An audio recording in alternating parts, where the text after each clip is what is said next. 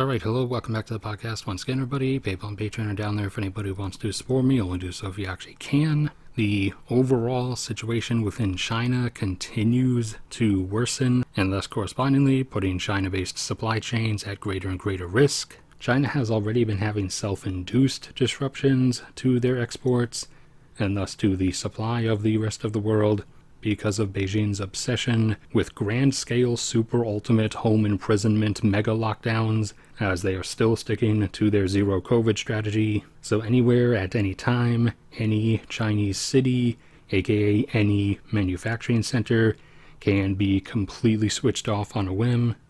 Now add on to that the various social-based aspects they are dealing with, including growing widespread unrest, which they are working very hard to try to conceal from the outside world.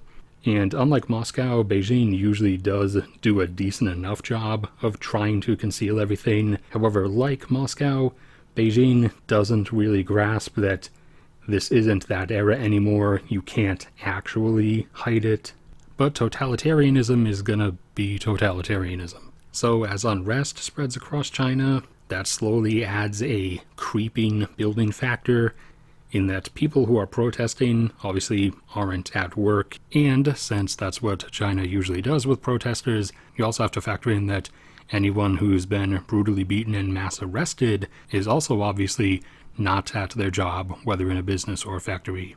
And apart from the more active social anti-measure, there is also the more passive one going around, which has even more partakers in it, particularly among China's younger adults, all their 20-somethings. Millions are partaking in a let it rot movement, in which, because of the conditions within the country that they've been handed, they've essentially turned nihilistic and seen everything as pointless, and are quite literally just refusing to participate in anything, work included.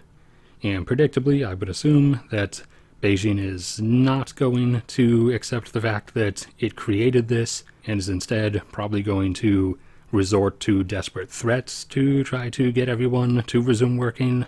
And then on top of those, there has been the ongoing wavering capacity of their electric grid, with various regions across the country constantly facing rolling blackouts and grid failures, lack of supply of coal to coal-fired power stations, which comes from a number of angles. China is run by edicts issued from the top down, basically the command of "we want this" or "accomplish these numbers, do it," is passed down from the top, who then have to just come up with some way to accomplish whatever they were just ordered to. And so with regards to the power issue, this has resulted in several different things, one of which being regional and individual plant managers just not ordering enough coal during this last year and a half or so, when coal prices have been excessively elevated, as they have top-down orders of don't exceed this budget.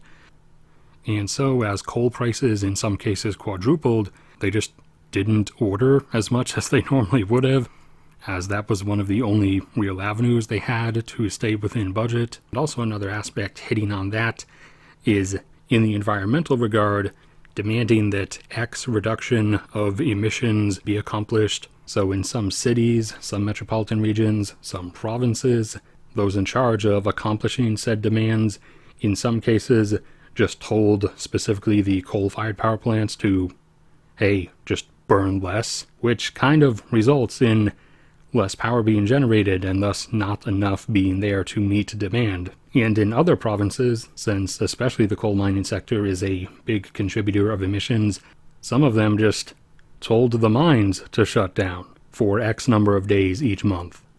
And now, to add even more onto this, over the last several months, a drought situation has been spreading across China, and several rivers are at extraordinarily low levels, limiting water supply overall, which obviously includes to factories and industries that need it to produce whatever, and also to drastically reduced power generation from hydro dams, especially in Sichuan province, which gets the majority of its power from hydro dams, normally at least, thus crippling the power supply from another angle and leaving less available for stuff to actually be done with.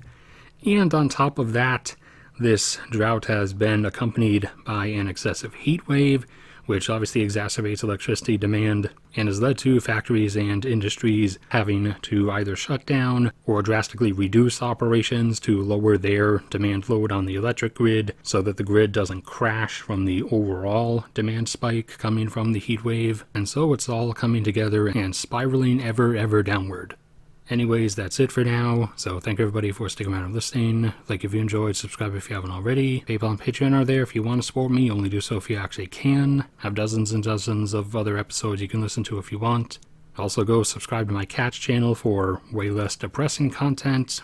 We're trying to get up to 1,000 subs before the deadline in November, December, but no matter what happens to me, may God bless and protect all of you, and I will see you all around next time.